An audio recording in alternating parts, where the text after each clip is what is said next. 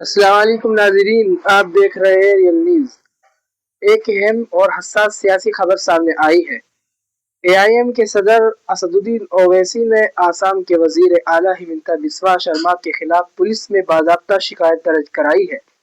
یہ معاملہ ایک متنازع ویڈیو سے جڑا ہوا ہے جو کچھ وقت پہلے سوشل میڈیا پر سامنے آیا تھا اور بعد میں ہٹا لیا گیا۔ اویسی کا الزام ہے کہ اس ویڈیو میں ایسا مواد تھا جو نفرت پھیلانے والا اور ایک خاص طبقے کے خلاف تشدد کو ہوا دینے والا ہے۔ اسدالدین اویسی نے حیدرآباد پولیس کمشنر کو دی گئی شکایت میں کہا ہے کہ اس طرح کا مواد آئین کی اقدار کے خلاف ہے، مذہبی ہم آہنگی کو نقصان پہنچاتا ہے اور اس سے معاشرے میں خوف اور بے چینی پیدا ہوتی ہے۔ انہوں نے اس معاملے میں قانونی کارروائی کا مطالبہ کیا ہے۔ اویسی نے صاف لفظوں میں کہا، اگر قانون سب کے لیے برابر ہے تو ایسے معاملات میں بھی بلا تفریق کارروائی ہونی چاہیے۔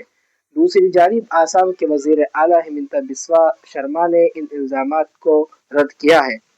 ان کا کہنا ہے کہ انہیں ایسے کسی ویڈیو کی معلومات نہیں ہے اور اگر ان کے خلاف کوئی مقدمہ بنتا ہے تو وہ قانونی عمل کا سامنا کرنے کے لیے تیار ہیں۔